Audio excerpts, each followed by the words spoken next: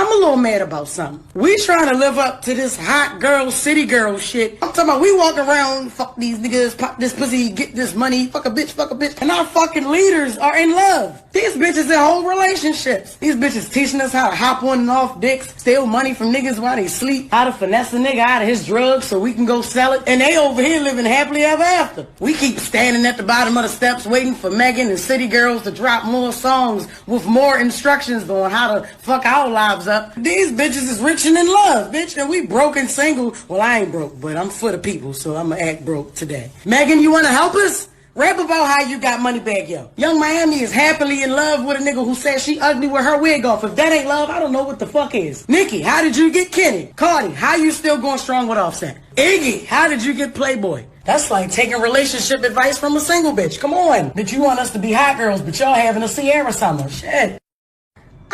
Nigga. He calls the other kids nigga. He calls himself nigga all the time. Nigga this, nigga that. Nigga please. Bitch nigga, have you lost your mind? Nigga, check that hoe. Nigga, you bullshitting. Break yourself, nigga. He says it so much I don't even notice it anymore. Last week in lunch, Riley says to a classmate, "Can a nigga borrow a French fry?" And my first thought wasn't, oh my God, he said the word, the N-word. It was, now how is a nigga gonna borrow a fry? Nigga, is you gonna give it back? There's no black owners in the NFL, and I don't like the way we are treated culturally. You know, it's like systemic racism to me. Everybody that's playing has to get paid by somebody white, and there's no other choices. Then it makes you think you're number two, just like religion, or at least that's the way they try to control us. I don't want to just be in the league. I want to show the world what it looks like when our culture runs something, when we're actually the landlords. I want to do it different. I want us to own it, and I want to showcase, because everyone's scared of what it looks like culturally when we own something. They're all scared of that. Like, that's what racism is built on, fear. But do they really know what it looks like when we own something? It looks fly, you know? And it's not like we're gonna be so scared that we're gonna oppress another culture. We're so confident that we try to help everybody. So I believe that if we start a football league that's run by us, for the human beings, it'll be better. Because as I look at it, the players are the ones that get the short end paws of the stick. They always seem traumatized. Only 1% seem healthy after. So I believe the players and the way people should look at the wealth of their team is by the wealth of their team, not the owner. So my thing is to make all the players literate and make sure they have a life when they're not playing football, so they're not dependent on it.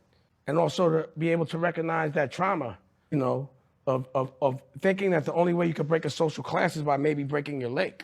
And what happens if you do? You fall back on. Now, to balance the scale, I'd like to talk about some things that bring us together. Things that point out our similarities instead of our differences. Because that's all you ever hear about in this country is our differences. That's all the media and the politicians are ever talking about, the things that separate us, things that make us different from one another. That's the way the ruling class operates in any society. They try to divide the rest of the people. They keep the lower and the middle classes fighting with each other so that they, the rich, can run off with all the fucking money. Fairly simple thing, happens to work. You know, anything different, that's what they're going to talk about. Race, religion, ethnic and national background, jobs, income, education, social status, sexuality, anything you can do, keep us fighting with each other so that they can keep going to the bank. You know how I describe the economic and social classes in this country? The upper class keeps all of the money, pays none of the taxes. The middle class pays all of the taxes, does all of the work. The poor are there just to scare the shit out of the middle class. Keep them showing up at those jobs. They don't like me in Hollywood. Why do they not like you in Hollywood? I don't wear dresses. I don't do that gay stuff on TV. You had to get some other black person to do that stuff. I'm talking, that's Gunna. But they all confess they love the Lord. But you cannot compromise yourself if you love the Lord.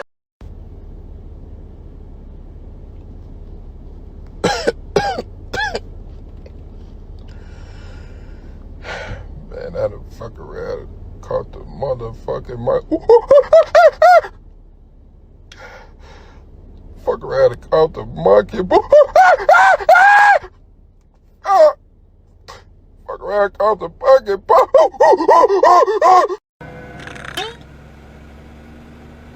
Hey, I'm eating ass.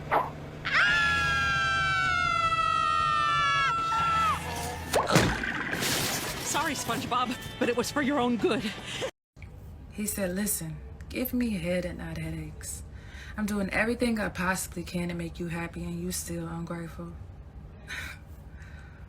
I'm trying my best to stay faithful, but you're making it real fucking hard.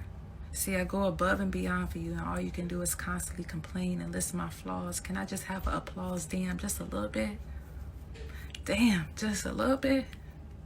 See, do you know the stuff that I got planned for us? The vacation, the roses, the life goal plans that we discussed. Trust, why you can't just trust me? See, I'm working overtime every week just to make you smile, and you still ain't pleased. Listen, baby girl, I'm gonna need for you to put that past aside. Put it behind you. I know you got a past, but I'm gonna need for you to relax and appreciate a real man before I get up out of here. You know, most men, they trying to show your ass, but baby girl, I'm trying to show your teeth. But best believe if you don't have faith in me, in us, and we, there will be no future. I don't want to be the one that have to always say this shit to y'all. Everybody not going to be a boss. Everybody not going to own a business. Everybody not going to be an entrepreneur. Y'all lads really be out here always spreading that like it's some shit that's easy to achieve. Facts. You could be your own boss. You could be your own entrepreneur. Making it seem like that's the way to escape all bills and problems and regular shit in life. It's not. Most of y'all not even good workers. Not even good employees. How the fuck you gonna run a company?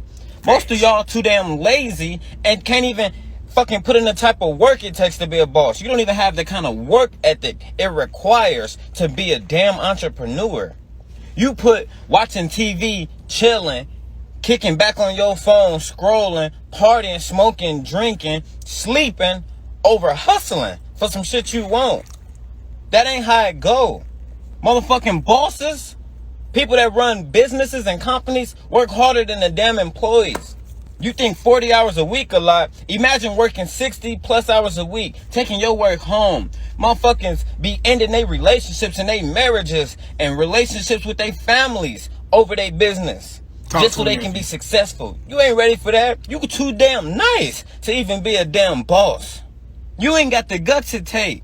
You know, when I was fucking nice, I was broke as fuck. And watching everybody still be mean to me. Nah, I'm good. I ain't got it. I can't do it. And I'm still trying to be this kind-hearted, wholehearted person. Broke as fuck. Facts.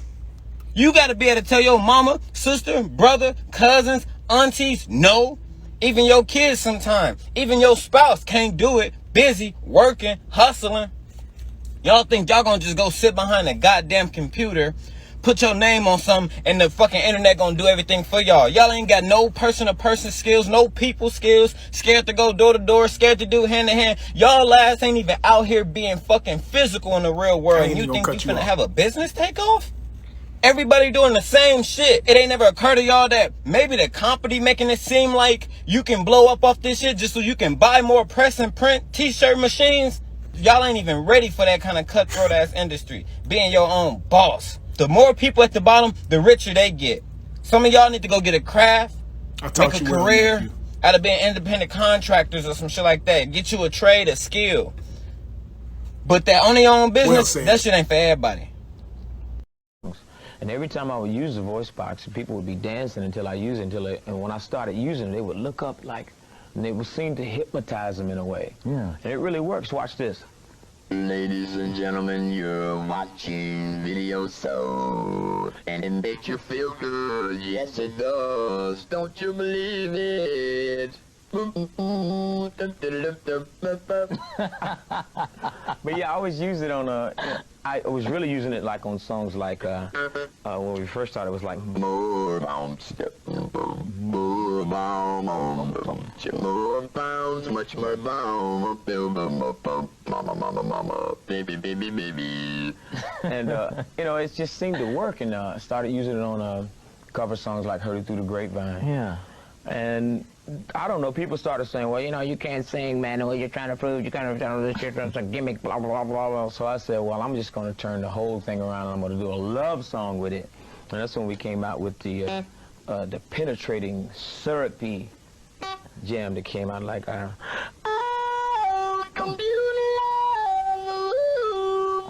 Baby, you're my computer love, digital love. Pretty darling, small, yes, little. And you know, it just seemed to it gave the voice box a whole new character. It seemed to give it a more of a